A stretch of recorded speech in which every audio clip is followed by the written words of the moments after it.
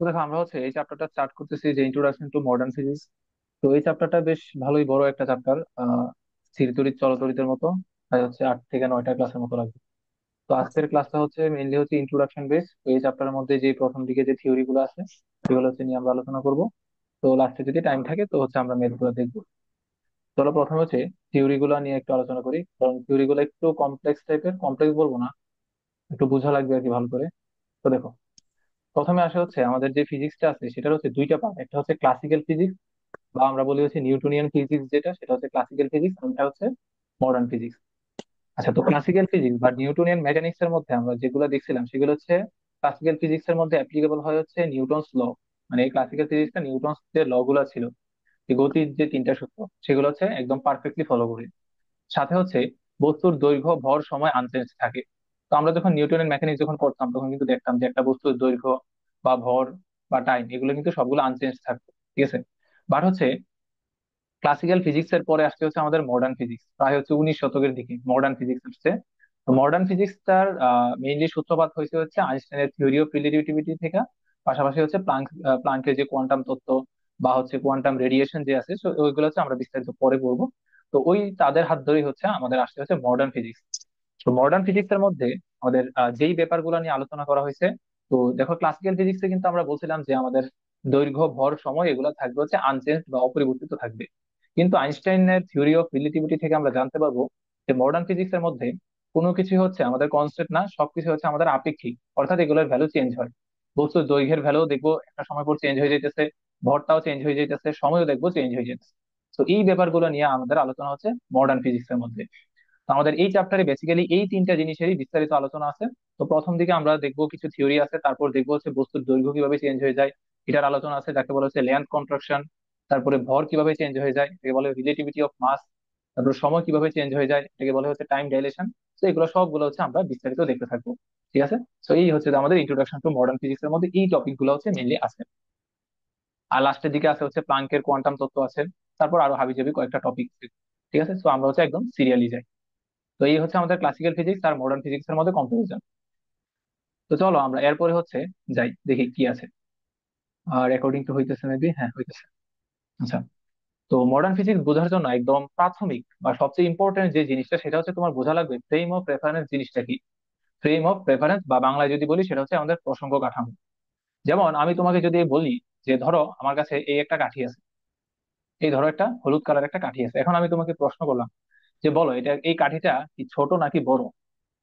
তো এই কাঠিটা ছোট নাকি বড় এই প্রশ্নের উত্তর দেওয়া কিন্তু খুবই কঠিন। কারণ আমাকে যদি ছোট বা বড় তুলনা করতে হয় তাহলে অবশ্যই আমাকে কোনো কিছুর একটা সাপেক্ষে তুলনা করতে হবে।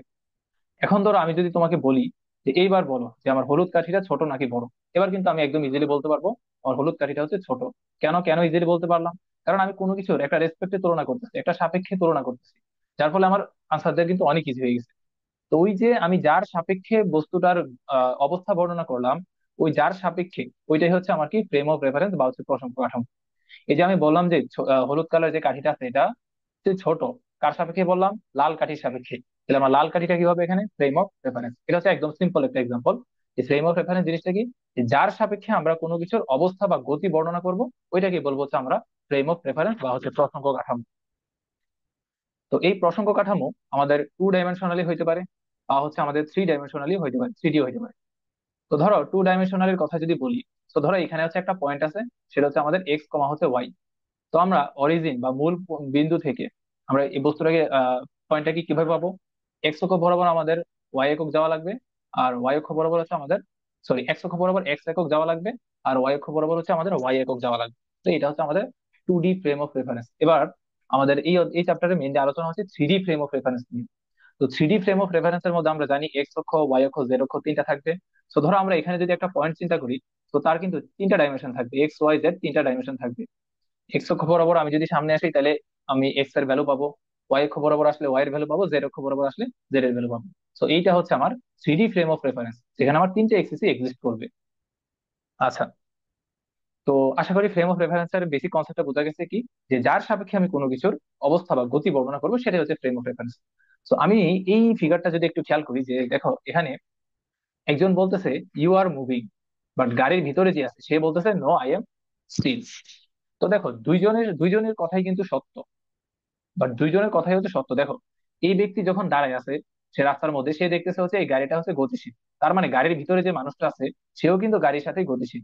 তার মানে ধরো আমরা এটাকে যদি বলি এ ব্যক্তি, আর এটা ধরো বললাম হচ্ছে বি ব্যক্তি, তার মানে অবভিয়াসলি কিন্তু আমরা বলতে পারবো যে বি এর সাপেক্ষে এ, ধরো এটার গতি হচ্ছে, আমরা বললাম হচ্ছে সে এদিক বরাবর হচ্ছে গতিশীল, গাড়িটা হচ্ছে এদিক বরাবর গতিশীল। হ্যাঁ, এদিক বরাবর ধরো গতিশীল। তাহলে আমরা বলতে পারবো কি বি কি দেখবে, গাড়িটা হচ্ছে এই দিক বরাবর গতিশীল। কিন্তু আমি যদি এ কে যদি প্রশ্ন করি, এ কিন্তু কখনোই বলবে না যে সে নিজে গতিশীল। সে বলবে কি জানো, সে বলবে হচ্ছে এই এ যে ব্যক্তিটা আছে সে বলবে কি এই বি ব্যক্তি তার সেম ভ্যালোসিটিতে পিছনের দিকে গতিশীল। বুঝতেছো? মানে বি ব্যক্তি দেখবে হচ্ছে এ ব্যক্তি সামনের দিকে, এই যে এই দিক বরাবর হচ্ছে সে গতিশীল। কিন্তু আমি যদি এ ব্যক্তিকে প্রশ্ন করি তোমার গতির অবস্থা বর্ণনা করো, সে বলবে আমি নিজে স্থির আছি। সে কি বলবে, উল্টা বলবে বি ব্যক্তি সে পিছনের দিকে হচ্ছে তার সেম ভ্যালোসিটিতে গতিশীল হইতেছে। তো এই হচ্ছে আমার ফ্রেম অফ রেফারেন্স। দেখো দুইজনে দুই কথা বলতেছে, বাট দুইজনেই কিন্তু সত্য। তো এই জিনিসটা হচ্ছে অ্যাকচুয়ালি আমার ফ্রেম অফ রেফারেন্স, যে দুইটা ভিন্ন আঙ্গিকে আমি দেখবো, বাট দুইজনেই আসলে সত্য হবে।